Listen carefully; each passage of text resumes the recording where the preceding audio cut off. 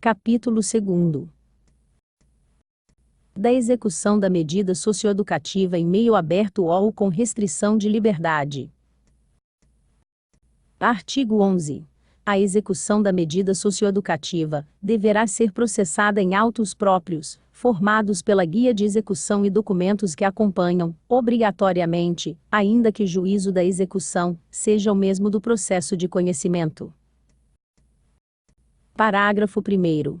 É vedado o processamento da execução por carta precatória. Parágrafo 2º.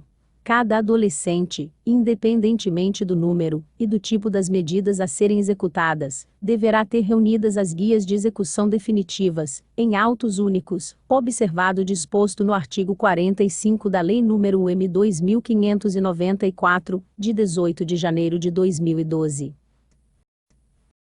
Parágrafo 3º.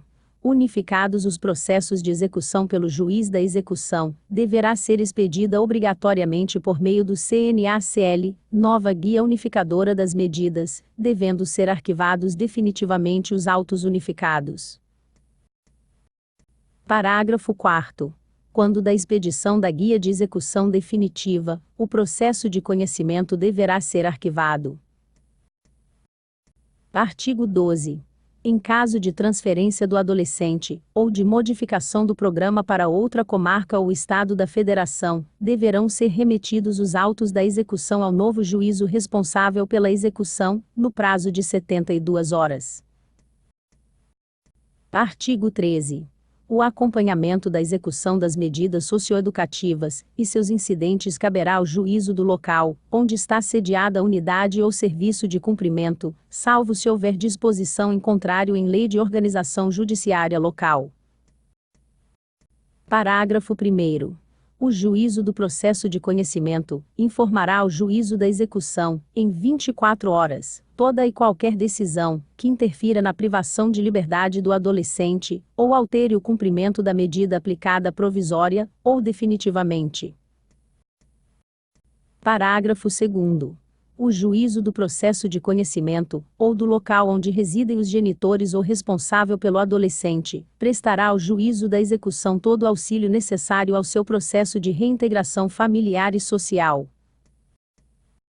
Parágrafo 3º. Após a liberação do adolescente, o acompanhamento da execução de medida em meio aberto eventualmente aplicada em substituição à medida privativa de liberdade deve, preferencialmente, ficar a cargo do juízo do local do domicílio dos pais ou responsável, ao qual serão encaminhados os autos de execução da medida, de que trata esta resolução. Parágrafo 4º.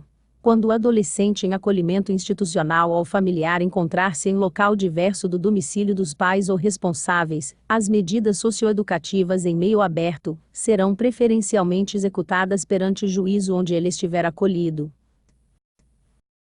Artigo 14.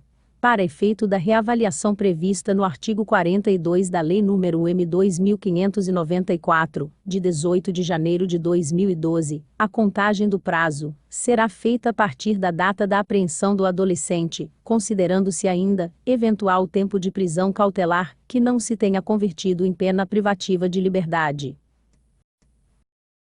Parágrafo único.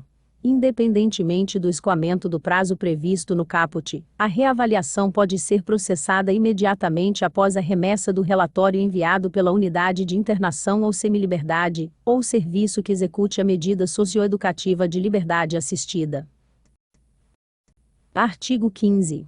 A internação decorrente do descumprimento reiterado e injustificável de medida anteriormente imposta, conhecida como internação-sanção, está sujeita aos princípios da brevidade e da excepcionalidade, devendo ser avaliada a possibilidade de substituição da medida originalmente aplicada por medida menos gravosa, nos limites do previsto no parágrafo 2º do artigo 122 do Estatuto da Criança e da Juventude. Parágrafo 1º. sem prejuízo da intervenção da defesa técnica, nos moldes do previsto no parágrafo 2º do artigo 13 desta resolução, e da realização de outras diligências que se fizerem necessárias, a oitiva do adolescente é obrigatória, conforme disposto pelo inciso 2º do parágrafo 4º do artigo 43 da Lei nº M. 2594, de 18 de janeiro de 2012. Parágrafo 2º. É vedada a privação de liberdade do adolescente antes da decisão, que aprecia a aplicação da medida prevista no inciso 3º do artigo 122 da Lei 8.069/90, de 13 de julho de 1990, caso em que deverá ser imediatamente conduzido à audiência especial, com intimação do Ministério Público e da Defesa Técnica. Na audiência se tomarão as declarações do adolescente, e o juiz decidirá acerca do cabimento da internação-sanção e de seu prazo.